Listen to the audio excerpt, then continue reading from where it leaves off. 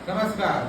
आज हम जानने जा रहे हैं एमपी बोर्ड एवं रुक जा नहीं योजना की स्कीमें क्या होती हैं, इनमें क्या अंतर है, इसके लिए हम क्या कर सकते हैं, कैसे जानें कि रुक जा नहीं योजना हमें कब देना होगा, एमपी बोर्ड की एग्जाम हम कब दे सकते हैं।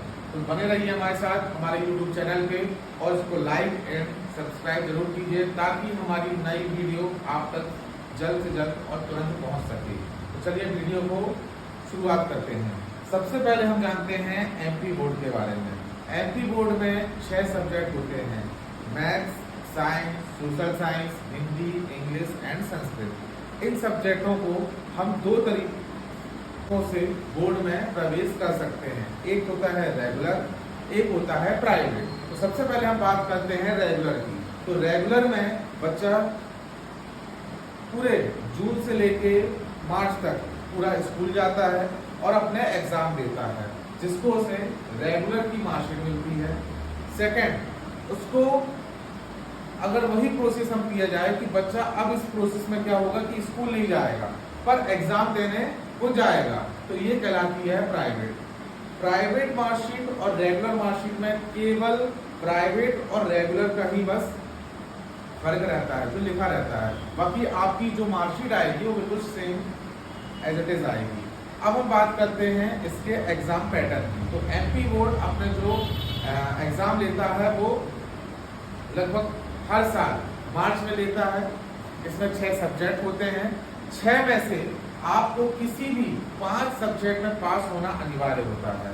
मान लीजिए कि आपने math, science, social science, Hindi, English, Sanskrit का पेपर दिया और मैथ में आपको किसी कारणवश नंबर कम हो जाते हैं, तो इसका मतलब ये नहीं कि आपको सप्लीमेंट्री आएगी या आप फेल हो जाएंगे, नहीं, आप इसमें पास हो जाएंगे, क्योंकि एमपी बोर्ड बेस्ट 5 को रूल को फॉलो करती है, जिसमें 6 सब्जेक्ट में से किसी भी 5 सब्जेक्ट में आपके हाईएस्ट नंबर रहेंगे, उनको गिना जाएगा और उसी में से आपका रिजल्ट बनेगा। इस तरीके से आपका रिजल्ट तैयार किया जाता है।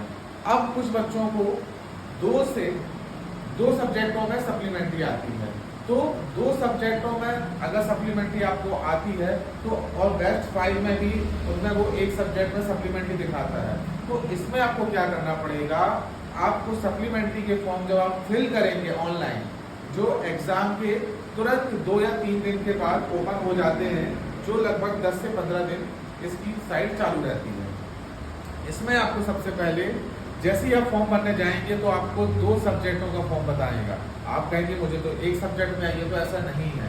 जब 2 सब्जेक्ट में सप्लीमेंट्री आती है, जो बेस्ट 5 होने के कारण, अच्छे सुनिएगा, बेस्ट 5 होने के कारण वो आपको एक में शो करती है और एक में वो हैश का निशान रहता है। तो इसलिए आप जब सप्लीमेंट्री का फॉर्म भरने जाएंगे तो आपको 2 सब्जेक्ट दिखाएंगे और वो 2 सब्जेक्ट को आपको फिल करना पड़ेगा, जिसमें आप 2 सब्जेक्ट का सप्लीमेंट्री का फॉर्म भरेंगे एंड 2 सब्जेक्ट का सप्लीमेंट्री का एग्जाम देने जाएंगे। इसके बाद अगर आप 2 में से किसी एक में भी पास हो जाते हैं तो आप पास कहलाएंगे।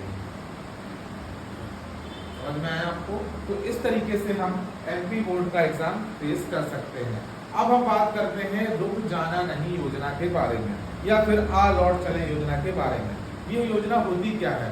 भारत सरकार ने बच्चों का भविष्य ना खराब हो, वर्तमान ना खराब हो, उनकी 10th क्लास खराब ना हो, साल खराब ना हो, इसको बचने के लिए, इसको सही करने के लिए उन्होंने रुक जा नहीं योजना का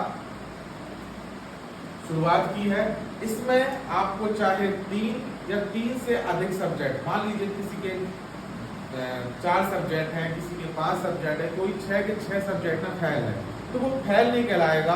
आप रुक जा नहीं योजना का फॉर्म भरिए और उसमें 6 के 6 सब्जेक्ट को आपको फिल करना होगा, 6 के 6 सब्जेक्ट को आपको पेपर देने जाना होगा और आप उसमें भी अगर 5 सब्जेक्ट में पास हो जाते हैं तो आप पास कहलाएंगे और आप इसी साल जो आप 11वीं में प्रवेश ले सकते हैं। तो ये रही इसकी। Thank you very much.